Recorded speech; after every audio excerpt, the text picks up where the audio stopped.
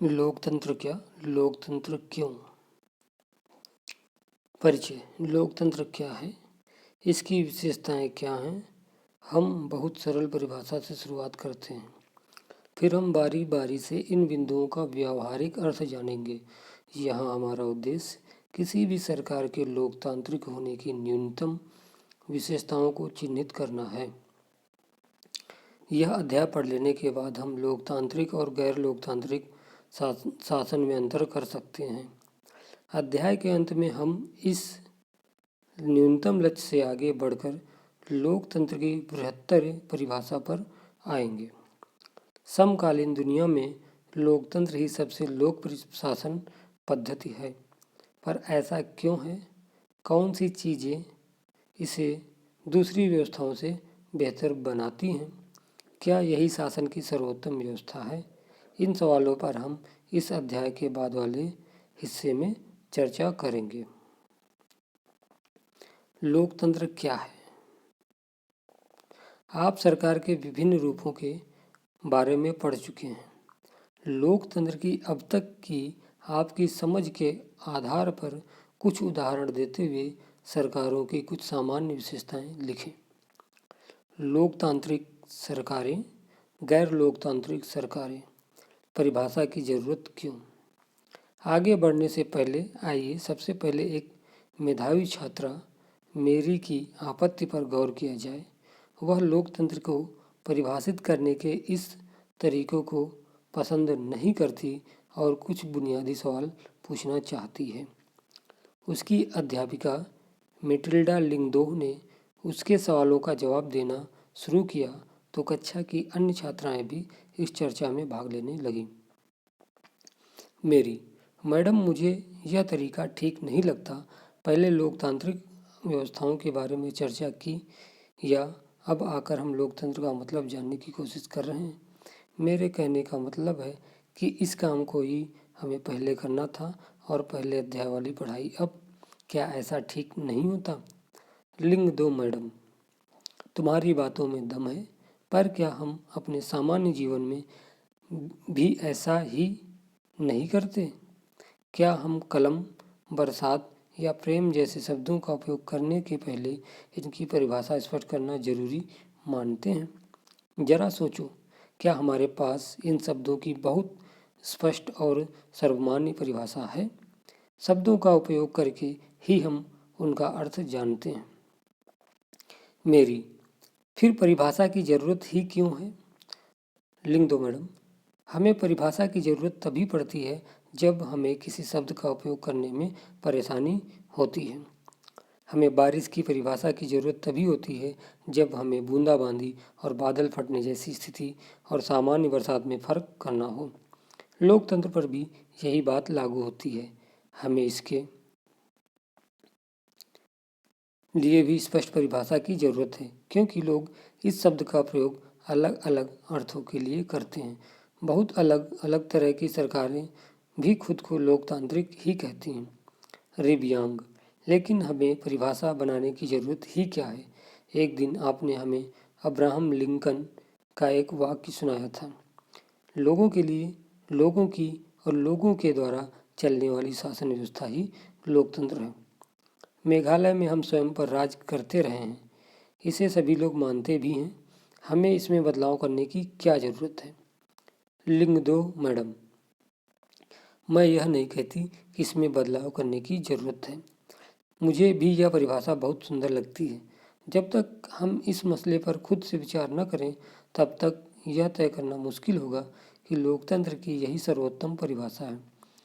हमें किसी चीज़ को सिर्फ इसी आधार पर स्वीकार नहीं कर लेना चाहिए कि किसी बहुत नामी गिरामी आदमी ने उसके लिए बहुत अच्छा कहा है या सभी लोग उसे सही मानते हैं।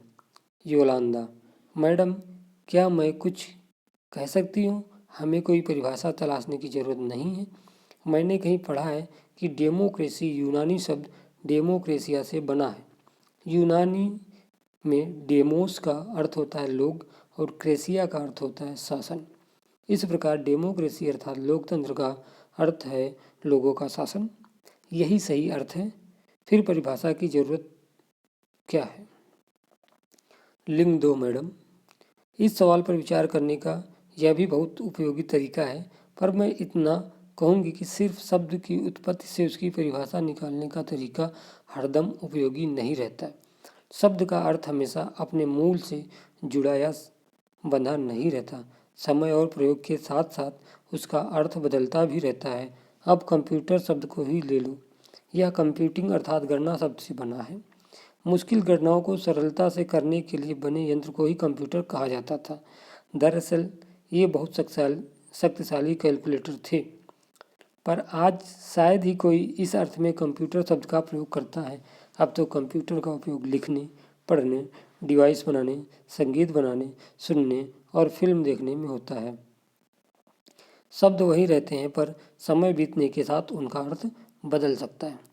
ऐसी स्थिति में सिर्फ शब्दों के मूल अर्थ पर ही भरोसा करना बहुत उपयोगी नहीं होता। मेरी मैडम, आपके कहने का मतलब यह है कि इस विषय पर खुद सोचने का कोई शॉर्टकट नहीं है। हमें इसके अर्थ पर गौर करना ही होगा और इसकी परिभाषा गढ़नी होगी। लिंग दो मैडम, एकदम सही। इसलिए आओ अब यह काम कर ही डालें। खुद करें, खुद सीखें।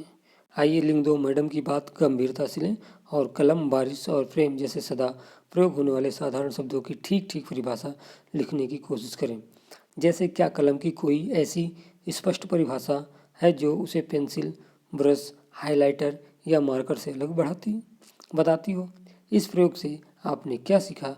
लोकतंत्र का अर्थ समझने में इस अनुभव ने हमें क्या क्या सिखाया? यहाँ साइड में एक बना हुआ है। मैंने तो यह भी सुना है कि लोकतंत्र एक ऐसी व्यवस्था है जहाँ लोक परतंत्र हावी रहता है। इसके बारे में आपकी क्या राय है? सरल परिभाषा। आइए उस चर्चा पर फिर से गौर करें जो खुद को लोकतांत्रिक बताने का दावा करने वाली सरकारों के बीच की समानताओं और असमानताओं से जुड़ी थी। सभी लोकतांत्रिक व्यवस्थाओं की पहचान के लिए एक बहुत ही सरल पैमाना था, लोगों के पास अपनी सरकार को चुनने का अधिकार होना। इसलिए हम एक सरल परिभाषा से शुरुआत कर सकते हैं। लोकतंत्र शासन का एक ऐसा रूप है जिसमें शासकों का चुनाव लोग करते हैं। यह एक उपयोगी शुरुआत है। यह परिभाषा बहुत स्पष्ट ढंग से लोकतांत्रिक और गैर लोकतांत्रिक शासन व्यवस्थाओं में अंतर कर देती है। म्यांमार के सैनिक शासकों का चुनाव लोगों ने नहीं किया। जिन लोगों ने का सेना पर नियंत्रण था वे देश के शासक बन गए। शासक के फैसलों में लोगों की कोई भागीदारी नहीं है। पिनोशे, चिले जैसे तानाशाहों का चुनाव लोग नहीं करते। यही बात राजशाहियों पर भी लागू होती है। सऊदी अरब के शाह लोगों द्वारा शासक नहीं चुने गए हैं, बल्कि राज परिवार में जन्म लेने के कारण उनको यह हक पाया है। लेकिन यह सरल परिभाषा पूर्ण या पर्याप्त नहीं है। इससे हमें यह समझ में आता है कि लोकतंत्र का मतलब लोगों का शासन है, पर इस परिभाषा का प्रयोग यदि हमने बिना सोचे समझे किया तो फिर उन सभी सरकारों को लोकतांत्रिक कहना पड़ेगा जो चुनाव करवाती हैं, और फिर हम सही नतीजे पर नहीं पहुंच पाएंगे। जैसा कि हम अध्याय 3 में देखेंगे कि समकालीन दुनिया की हर सरकार, चाहे वह लोकतांत्रिक हो या न हो, खुद को लोकतांत्रिक कहलाना चाहती है। इसलिए हमें असली लोकतंत्र और दिखावटी लोकतंत्र वाली सरकारों के बीच सावधानीपूर्वक फर्क करना होगा। यह काम हम तभी कर पाएंगे जब हम इस परिभाषा के एक एक शब्द को सावधानी से समझें और लोकतांत्रिक सरकार की विशेषताओं को जानें। कहाँ पहुँचे, क्या समझे? रिबियांग स्कूल से घर गई और उसने लोकतंत्र के बारे में कुछ अन्य प्रसिद्ध व्यक्तियों के कथनों को जमा किया।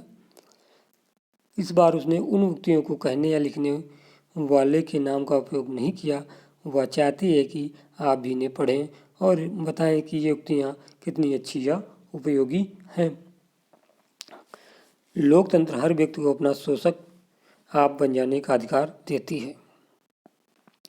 लोकतंत्र का मतलब है अपने तानाशाहों का चुनाव करना, पर उनके मुंह से अपनी इच्छा की बातें सुनने के बाद। व्यक्ति की न्यायप्रियता लोकतंत्र को संभव बनाती है, लेकिन अन्याय के प्रति व्यक्ति का रुझान लोकतंत्र को जरूरी बनाता है। लोकतंत्र शासन का ऐसा तरीका है जो सुनिश्चित करता है कि हम जैसी सरकार के लायक हैं वैसी सरकार ही हम पर शासन करे। लोकतंत्र की सारी बुराइयों को और अधिक लोकतंत्र से ही दूर किया जा सकता है। यहाँ पर एक कार्टून बना हुआ डेमोक्रेसी, कार्टून बूझे। इराक में अमेरिका और अन्य विदेशी शक्तियों की उपस्थिति में हुए चुनाव के समय यह कार्टून बना था।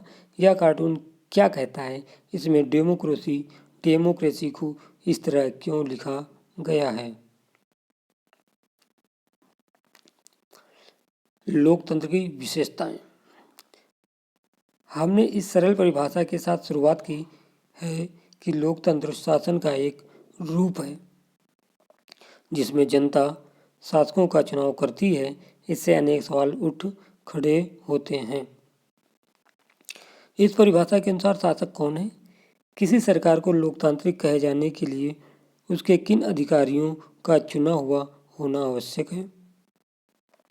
लोकतंत्र में वे कौन से फैसले हैं जो बिना चुने हुए अधिकारियों या अधिकारी भी ले सकते हैं? किस तरह के चुनाव को लोकतांत्रिक चुनाव कहते हैं? किसी चुनाव को लोकतांत्रिक कहने के लिए किन शर्तों को पूरा किया जाना जरूरी है? कौन लोग शासकों का चुनाव कर सकते हैं या खुद शासक चुने जा सकते हैं? क्या इसमें प्रत्येक नागरिक का बराबरी की हैसियत से भाग लेना जरूरी है? क्या कोई लोकतांत्रिक व्यवस्था अपने कुछ नागरिकों को इस अधिकार से वंचित कर सकती है? सरकार के किस स्वरूप को लोकतांत्रिक कहेंगे? क्या चुने हुए शासक लोकतंत्र में अपनी मर्जी से सब कुछ कर सकते हैं या लोकतांत्रिक सरकार के लिए कुछ लक्ष्मण रेखाओं में बंधकर काम करना जरूरी है? क्या लोकतांत्रिक शासन व्यवस्था को नागरिकों के कुछ अधिकारों का आदर करना चाहिए? आइए कुछ उदाहरणों के साथ इन सब पर बारी बारी से विचार करें। प्रमुख फैसले निर्वाचित नेताओं के हाथ। पाकिस्तान में जनरल परवेज मुशर्रफ ने अक्टूबर 1999 में सैनिक तख्तापलट की अगुवाई की। उन्होंने लोकतांत्रिक ढंग से चुनी हुई सरकार को उखाड़ फेंका और खुद को देश का मुख्य कार्यकारी घोषित किया। बाद में उन्होंने खुद को राष्ट्रपति घोषित किया और 2002 में एक जनमत संग्रह करा के अपना कार्यकाल 5 साल के लिए बढ़वा लिया।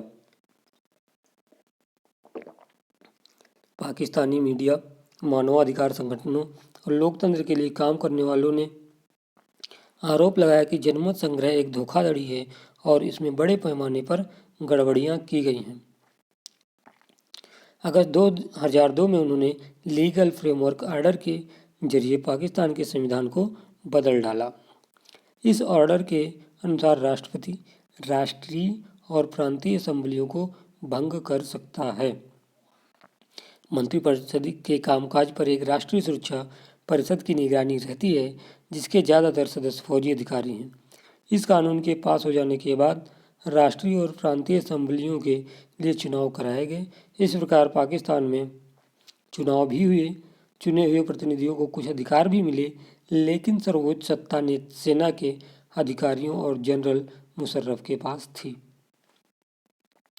स्पष्ट है कि जनरल मुशर्रफ के शासन वाले पाकिस्तान को लोकतंत्र न कहने के अनेक ठोस कारण हैं, लेकिन यहाँ सिर्फ एक कारण पर ही चर्चा करते हैं। क्या हम कह सकते हैं कि पाकिस्तान के लोगों ने अपने शासकों का चुनाव किया? हम ऐसा नहीं कह सकते। लोगों ने राष्ट्रीय और प्रांतीय असेंबलियों के लिए अपने प्रतिनिधियों का चुनाव किया है, लेकिन चुने हुए प्रतिनिधि वास्तविक शासक नहीं थे। वे अंतिम फैसला नहीं कर सकते। अंतिम फैसला सेना के अधिकारियों और जनरल मुशर्रफ के हाथ में था, जो जनता द्वारा नहीं चुने गए थे। ऐसा तानाशाही और राजशाही वाली अनेक शासन व्यवस्थाओं में होता है। वहाँ औपचारिक रूप से चुनी हुई संसद और सरकार तो होती है, पर असली सत्ता उन लोगों के हाथ में होती जिन्हें जनता नहीं चुनती। कुछ देशों में असली ताकत विदेशी शक्तियों के हाथ में रहती है। न कि चुने हुए प्रतिनिधियों के हाथ में। इसे लोगों का शासन नहीं कहा जा सकता। इससे हम लोकतांत्रिक शासन व्यवस्था की पहली विशेषता पर पहुंचते हैं। लोकतंत्र में अंतिम निर्णय लेने की शक्ति लोगों द्वारा चुने हुए प्रतिनिधियों के पास ही होनी चाहिए। कार्टून। यह कार्टून लातिनी अमेरिका के संदर्भ में बना था। क्या आपको लगता है कि यह पाकिस्तान पर भी फिट पड़ता है? कुछ अन्य देशों के बारे में सोचिए जिन पर यह कार्टून लागू हो सकता है। क्या ऐसा कई बार हमारे देश में भी होता है? स्वतंत्र और निष्पक्ष चुनावी मुकाबला। चीन की संसद को क्वांगुओ रेमिनिन दाइबियाओ दाहुई राष्ट्रीय जन संसद कहते हैं। चीन की संसद के लिए प्रति 5 वर्ष बाद नियमित रूप से चुनाव होते हैं। इस संसद को देश का राष्ट्रपति नियुक्त करने का अधिकार है। इसमें पूरे चीन से करीब 3000 सदस्य आते हैं। कुछ सदस्यों का चुनाव सेना भी करती है। चुनाव लड़ने से पहले सभी उम्मीदवारों को चीनी कम्युनिस्ट पार्टी से मंजूरी लेनी होती है।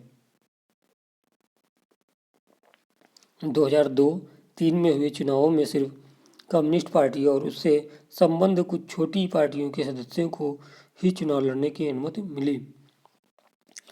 सरकार सदा कम्युनिस्ट पार्टी की ही बनती है। 1930 में आज़ाद होने के बाद से मैक्सिको में हर 6 वर्ष बाद राष्ट्रपति चुनने के लिए चुनाव कराए जाते हैं। देश में कभी भी फौजी शासन या तानाशाही नहीं आई, लेकिन सन 2000 तक हर चुनाव में PRI इंस्टीट्यूशनल रिवॉल्यूशनरी पार्टी नाम की एक पार्टी को ही जीत मिलती थी। विपक्षी दल चुनाव में हिस्सा लेते थे पर कभी भी उन्हें जीत हासिल नहीं होती थी। चुनाव में तरह तरह के हथकंडे अपनाकर हर हाल में जीत हासिल करने के लिए PRI कुख्यात थी। सरकारी दफ्तरों में काम करने वाले सभी लोगों के लिए पार्टी की बैठकों में जाना अनिवार्य था। सरकारी स्कूलों के अध्यापक अपने छात्र छात्राओं के माँ बाप से PRI के लिए वोट देने को कहते थे।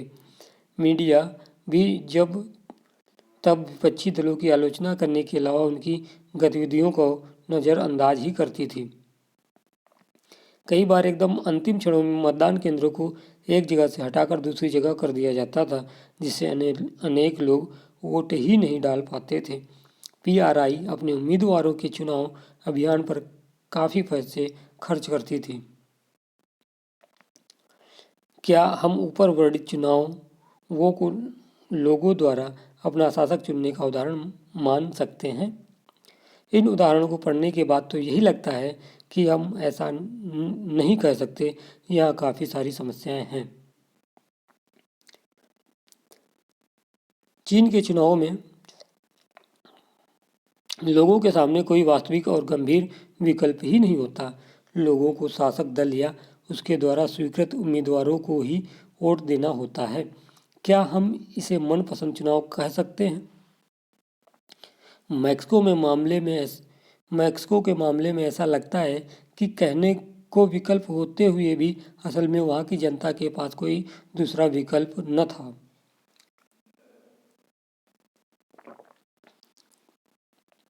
किसी भी तरह वहाँ शासक दल को पराजित नहीं किया जा सकता था, लोगों के चाहने पर भी नहीं। वहाँ हुए चुनाव निष्पक्ष नहीं थे। इस प्रकार अब हम लोकतंत्र की अपनी समझ में एक अन्य विशेषता या गुण को जोड़ सकते हैं। लोकतंत्र के लिए सिर्फ चुनाव कराना ही पर्याप्त नहीं होता। चुनाव में एक से ज़्यादा असली राजनीतिक विकल्पों के बीच चुनने की स्थिति भी होनी चाहिए। लोगों के पास यह विकल्प रहना चाहिए कि वे चाहें तो शासक दल को गद्दी से उतार दें। इस प्रकार लोकतंत्र निष्पक्ष और स्वतंत्र चुनाव पर आधारित होना चाहिए, ताकि सत्ता में बैठे लोगों के लिए जीत हार के समान अवसर हों। लोकतांत्रिक चुनाव में के बारे में हम अध्याय 3 में और बातें जानेंगे। जाने कहाँ की बातें हो रही हैं। क्या लोकतंत्र का मतलब सिर्फ सरकारों और शासनों से ही है? क्या हम अपनी कक्षा में लोकतांत्रिक व्यवस्था की बात कर सकते हैं? क्या हम अपने परिवार में लोकतंत्र की बात कर सकते हैं? क्या हम एक लोकतांत्रिक परिवार की बात कर सकते हैं? एक व्यक्ति एक वोट एक मूल। पहले हमने पढ़ा है कि किस तरह से लोकतंत्र के लिए होने वाला संघर्ष सार्वभौम वयस्क मताधिकार के साथ जुड़ा था। अब इस सिद्धांत को लगभग पूरी दुनिया में मान लिया गया है, पर किसी व्यक्ति को मतदान के समान अधिकार से वंचित करने के उदाहरण भी कम नहीं हैं। 2015 तक सऊदी अरब में औरतों को वोट देने का अधिकार नहीं था। एस्टोनिया ने अपने यहाँ नागरिकता के नियम कुछ इस तरह से बनाए हैं कि रूसी अल्पसंख्यक समाज के लोगों को मतदान का अधिकार हासिल करने में मुश्किल होती है। फिजी की चुनाव प्रणाली में वहाँ के मूल वासियों को वोट का महत्व भारतीय मूल के फिजी नागरिक के वोट से ज़्यादा है। लोकतंत्र राजनीतिक समानता के बुनियादी सिद्धांत पर आधारित है। इस प्रकार हम लोकतंत्र की तीसरी विशेषता को जान लेते हैं। लोकतंत्र में हर वयस्क नागरिक को एक वोट होना चाहिए और हर वोट का एक समान मूल्य होना चाहिए। अध्याय 3 में हम इस बारे में ज़्यादा विस्तार से पढ़ेंगे। ये कार्टून यहाँ पर दिया हुआ है, कार्टून बुझें। यह कार्टून लातिनी अमेरिका के लोकतंत्र के कामकाज से संबंधित है। इसमें सिक्कों की थैलियों का क्या मतलब है, राजनीति में थैलीशाहों की भूमिका के बारे में कार्टून बनाने वाला क्या कहना चाहता है, क्या इस कार्टून को भारत पर भी लागू किया जा सकता है।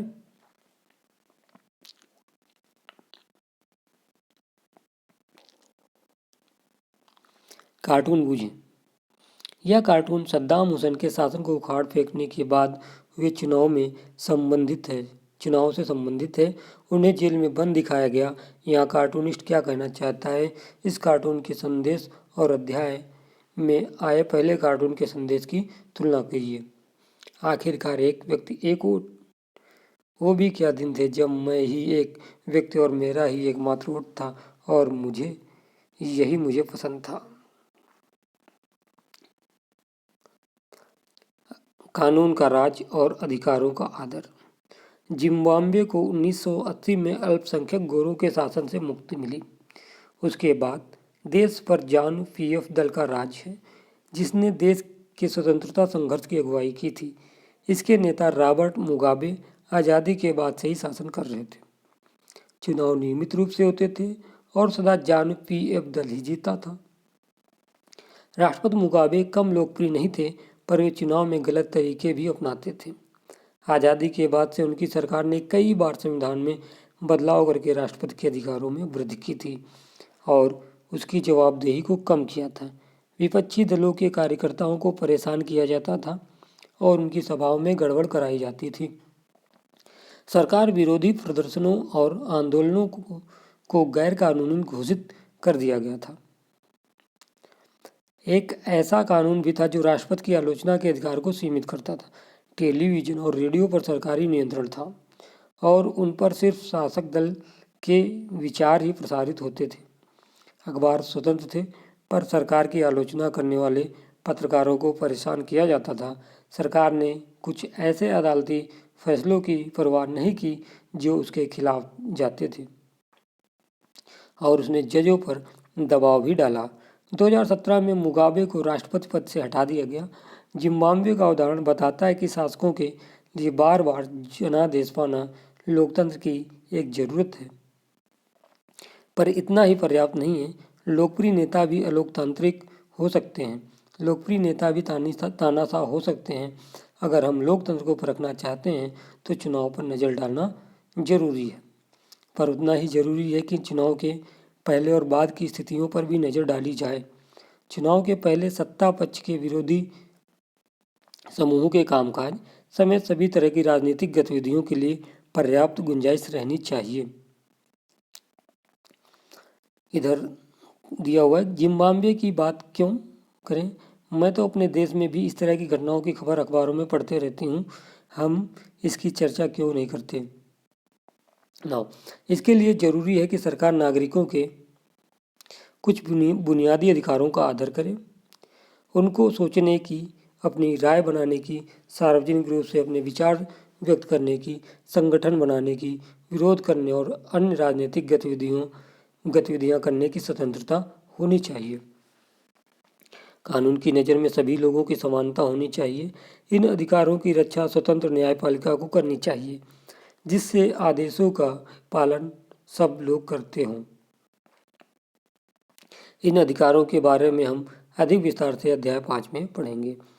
इसी प्रकार कुछ दूसरी शर्तें हैं जो चुनाव के बाद सरकार चलाने के तौर तरीकों पर लागू होती हैं। एक लोकतांत्रिक सरकार सिर्फ इस कारण से मनमानी नहीं कर सकती कि उसने चुनाव जीता है, उसे भी कुछ बुनियादी तौर तरीकों का पालन करना होता है। खास तौर से उसे अल्पमत आने वाले समूहों को दी गई कुछ गारंटियों का आदर करना होता है। हर प्रमुख फैसला लंबे विचार विमर्श के बाद लेना होता है। हर पदाधिकारी को उस पद के साथ जुड़े अधिकार और जिम्मेदारियां संविधान द्वारा दी जाती हैं। ये सभी न सिर्फ जनता के प्रति उत्तरदायी हैं, बल्कि अन्य स्वतंत्र अधिकारियों के प्रति भी उनकी जवाबदेही होती है। इसके बारे में हम ज़्यादा विस्तार से अध्याय 4 में पढ़ेंगे। इस प्रकार हम लोकतंत्र की चौथी और अंतिम विशेषता को रेखांकित कर सकते हैं। एक लोकतांत्रिक सरकार संवैधानिक कानूनों और नागरिक अधिकारों द्वारा खींची लक्ष्मण रेखाओं के भीतर ही काम करती है। कार्टून बूझें। चीनी सरकार ने गूगल और याहू जैसी लोकप्रिय वेबसाइटों पर बंदिशें लगाकर इंटरनेट पर सूचना के मुक्त प्रवाह को रोक दिया। इस कार्टून में इस पर टिप्पणी की गई है। टैंक और निहत्थे छात्र की तस्वीर पाठक को चीन के हाल के इतिहास की एक अन्य बड़ी घटना की याद दिलाते हैं। वह घटना क्या थी, इसके बारे में अन्य ब्यौरे जुटाएं। परिभाषाओं का सारांश। आइए अब तक हुई चर्चा को समेटें। हमने लोकतंत्र की सरल सी परिभाषा से बात शुरू की थी कि लोकतंत्र सरकार का एक ऐसा रूप है जिसमें शासकों का चुनाव लोग करते हैं। हमने पाया कि जब तक हम इसके कुछ प्रमुख शब्दों के बारे में और स्पष्ट न हो जाएं, यह परिभाषा पर्याप्त नहीं है। अनेक उदाहरणों के जरिए हमने शासन के तरीके के रूप में लोकतंत्र की 4 विशेषताओं को रेखांकित किया। इसके अनुसार लोकतंत्र शासन का एक ऐसा रूप है जिसमें लोगों द्वारा चुने गए शासक ही सारे प्रमुख फैसले करते हैं। चुनाव लोगों के लिए निष्पक्ष अवसर और इतने विकल्प उपलब्ध कराता है कि वे चाहे तो मौजूदा शासकों को बदल सकते हैं। यह विकल्प और अवसर सभी लोगों को समान रूप से उपलब्ध हों और इस चुनाव से बनी सरकार संविधान द्वारा तय बुनियादी कानूनों और नागरिक अधिकारों के दायरों को मानते हुए काम करती है। कहाँ पहुँचे, क्या समझे। लोकतंत्र के कामकाज या उसकी अनुपस्थिति के इन 5 उदाहरणों को पढ़िए। इनका मेल लोकतंत्र की उन प्रासंगिक विशेषताओं से कराएं जिनकी चर्चाओं पर की गई है। उदाहरण और विशेषताएं। उदाहरण, भूटान नरेश ने घोषणा की है कि आगे से वे चुने हुए प्रतिनिधियों द्वारा दी गई सलाह पर काम करेंगे, यानी कानून का शासन। भारत से गए अनेक तमिल मजदूरों को श्रीलंका में वोट डालने का अधिकार नहीं दिया गया। अधिकारों को सम्मान। नेपाल नरेश ने राजनीतिक जमावड़ों, प्रदर्शनों और रैलियों पर रोक लगा दी। एक व्यक्ति एक वोट एक मोल। भारत के सर्वोच्च न्यायालय ने बिहार विधानसभा भंग करने को असंवैधानिक ठहराया, यानी कि स्वतंत्र और निष्पक्ष चुनावी मुकाबला। बांग्लादेश की राजनीतिक पार्टियां इस बात पर सहमत हुई कि चुनाव के समय किसी पार्टी की सरकार न रहे, यानी चुने हुए नेताओं द्वारा प्रमुख फैसले करना।